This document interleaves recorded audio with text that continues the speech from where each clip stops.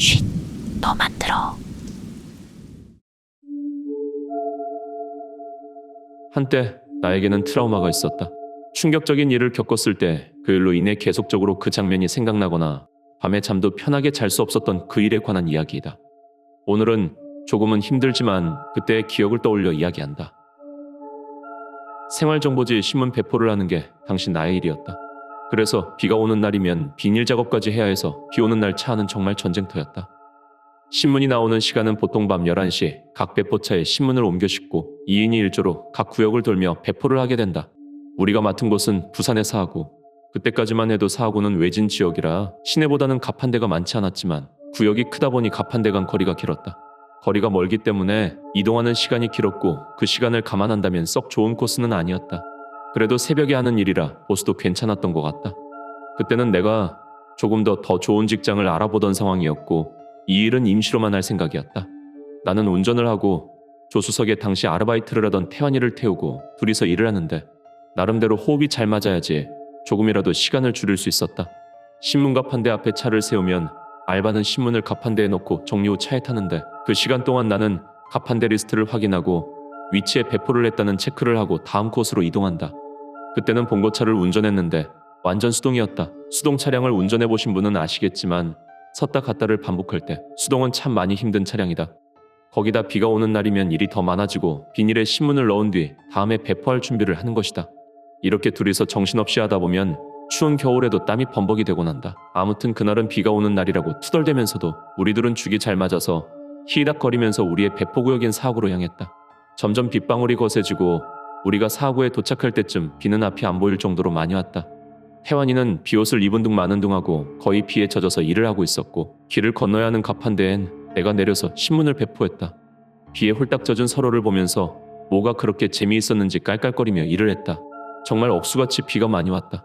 그러다 우리 지역의 중간쯤에 가파른 오르막길에 있는 아파트가 있었다. 그곳에 가려면 2km 정도의 오르막이 일직선으로 되어 있고 길 양쪽으로 왼쪽은 공장 지역이라 공장의 벽이 높게 쳐져 있었고 오른쪽은 산을 깎아 길을 내어서 깎은 곳을 시멘트로 막은 높은 벽으로 되어 있는 길이었다. 다행히 그 길은 새로 난 지 얼마 안 되어서 가로등이 정말 너무 화나다 할 정도로 밝게 켜져 있는 길이었다.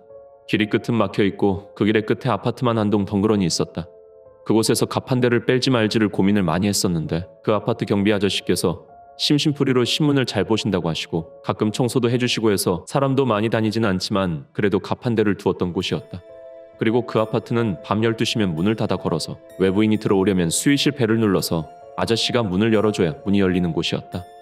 보통은 우리가 이곳까지 오면 출출하고 해서 길 아래쪽에 있는 편의점에서 라면과 김밥을 먹고 조금 쉬었다가 다시 일을 하는 곳이기도 했다. 암튼 그날도 그 아파트에 올라가서 아파트 입구에 차를 대고 나는 차트를 보면서 체크를 하고 있었고 태환이는 아파트 입구까지 뛰어서 신문을 넣으려고 갔다. 잠시 후 태환이가 차에 탔고 나는 차트를 운전대 위에 던지고 기어를 넣어서 앞으로 가는데 뭔가 느낌이 이상했다. 다른 느낌이랄까 다른 냄새도 났던 것 같다. 옆을 돌아봤는데 웬 여자가 고개를 숙이고 앉아있는 것이다. 그녀는 온몸이 피에 젖어 있었다. 고개를 떨구고 있어서 젖은 긴 머리 때문에 얼굴은 안 보였지만 정말 새하얀 그녀의 턱선이 보였다. 그리고 그녀는 새빨간 트렌치 코트 같은 걸 입고 있었다. 트렌치 코트인지 바바리 코트인지 암튼 계절에는 맞지 않았었다. 살짝 보이는 그녀의 턱선은 핏기 하나 없는 하얀색이었다. 나는 그 자리에서 빠르게 기어를 중립에 놓고 사이드를 땡기고 총알처럼 차에서 튀어나왔다. 저 멀리서 태환이가 뛰어오는 게 보였고 나도 그쪽으로 뛰어갔다. 비는 여전히 억수같이 내렸고 태환이는 왜 그냥 가냐며 투덜대고 오고 있었다. 나는 태환에게 차에 누가 탔다고 난 그게 넌 줄 알았다고 정신없이 말했고 동생은 성큼성큼 조수석 쪽으로 향했고 조수석 차문을 확 열었다. 그때까지 그녀는 머리를 푹 숙이고 있었다. 누구세요? 내리세요 어서. 빨리 내리시라고. 순간 난 이 친구가 진짜 안 무섭나 하는 생각도 들었지만 일단 지금 할 수 있는 건 저 여자가 내려야 우리가 일을 할 수 있는 상황이었고 나도 정신을 좀 차릴 수 있었기에 미안하지만 우리가 일하는 중이라 좀 내려달라고 정중하게 말했다. 차에 이미 신문이랑 가판대가 많이 실려 있어서 자리를 만들어 줄 수 없는 상황이었다. 거기에 그렇게 내리게 한다는 게 못내 미안한 마음도 들어서였다. 이 비를 맞고 좋게 10분은 걸어야 택시라도 탈 수 있는 곳이기 때문에 더 미안했다. 그녀는 꿈쩍도 하지 않았고 급기야 그 친구가 문을 더 활짝 열어 젖혔다. 그리고 재촉했다. 내리라고. 그녀는 어떤 대꾸도 하지 않고 머리는 그대로 숙인 채 천천히 한 발 한 발 차 밖으로 걸음을 옮겼다. 그리고 우리 차 쪽을 보고 그 자리에 그냥 서 있었고 나와 알바는 얼른 차에 탔다. 우리는 20m 앞 막다른 곳에서 차를 돌려 다시 내려가야 했기에 차를 돌리고 보니 그녀가 없었다. 우리는 말없이 그 길을 내려왔고 거의 다 내려왔을 무렵 동생 태환이가 말했다. 형, 혹시 내려오면서 그 여자 봤어? 라고.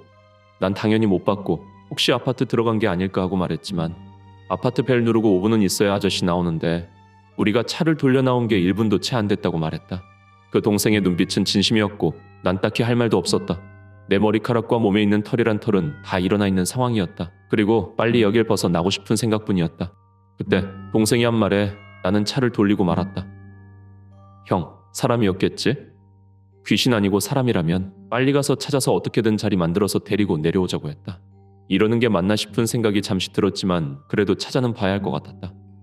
그렇게 다시 올라간 그곳엔 역시나 아무도 없었고 우린 허탈하게 차를 돌려서 내려오는데 그때 난 보고 말았다. 시멘트로 막아놓은 가파른 절벽 위 그 비탈진 곳에서 빨간 옷의 그녀가 미친 듯이 네 발로 기어서 우리를 향해 오는 것을. 그녀의 얼굴은 우리를 향해 있었고 나와 눈이 딱 마주쳤다. 아니 마주쳤던 것 같다. 정확하게 나는 그녀의 눈을 보진 못했다. 왜냐면 그녀의 눈은 없었다. 나는 미친 듯이 악셀을 밟았다. 우리는 가야 할 길이 아닌 큰 대로를 향해 미친 듯이 달렸다. 비는 조금씩 잦아들었지만 안개가 자욱한 도로를 10여 분을 달린 것 같다. 모에 홀린 듯이 그렇게 내달렸는데 옆에 동생은 아무런 말도 없이 앞만 보고 있었다. 멀리 편의점이 보였고 그제서야 한숨을 돌리고 잠깐 차를 편의점 옆에 붙였다. 그리고 멍해진 동생을 보며 커피라도 한잔하자고 했다. 태환이는 멍하게 있다가 고개만 끄덕였고 나는 편의점에서 커피를 사서 동생에게 내밀었다. 둘은 한참을 멍하게 앞만 보았다. 아까 내가 본 것을 동생도 본 게 분명하다고 생각했고 나는 어렵게 말을 뗐다. 아까 본 거 너도 봤냐고. 동생은 호흡을 한번 가다듬고 말했다. 네 형, 근데 아까 왜 차를 세우지 않았냐고 묻는 거였다. 그래서 내가 무슨 소리 하냐고. 산에서 우릴 보고 미친 듯이 네 발로 기어 내려오는 그녀를 보고 나도 미친 듯이 내달린 거라고. 거기서 차를 왜 세우냐고. 그랬더니 동생이 나를 보면서 한 말은 전혀 뜻밖의 말이었다. 네? 무슨 소리 하세요? 그 여자가 우리 보고 도로로 나오는 걸 형님이 안 세우고 그냥 달리신 거 아니에요? 내가 길가에 나와 있는 그 여자를 보더니 갑자기 더 속력을 냈고 결국 그녀를 피해서 달렸다는 거다. 동생은 그때 눈을 감아버렸다고 했다. 근데 이상한 건 동생도 그녀의 눈이 안 보였다고 했고 또 뭔가 부딪혀야 할 타이밍에 아무 느낌도 없었다는 거다. 우린 차에서 내려 혹시라도 차에 부딪힌 흔적 같은 걸 찾았지만 아무 흔적도 없었다. 나는 내가 본 것을 동생에게 말해줬고 우린 분명 그 여자를 보긴 했지만 서로 다른 상황의 여자를 본 거였다.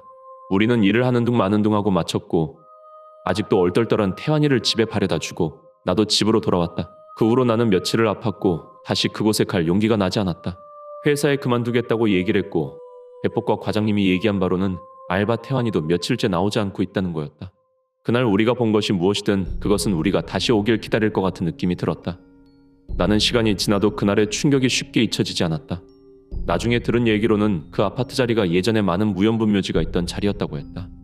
무연분 묘지 수십 구를 옮기는 과정에서 땅을 파는데 더 많은 유해들이 나와서 한참 이슈가 되었다고 했다.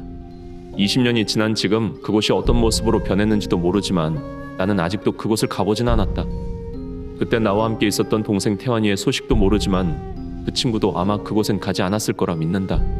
20년이 지난 지금도 무서운 영화를 볼 때면 아직도 그때 상황이 생각이 나서 한동안 패닉에 빠진다.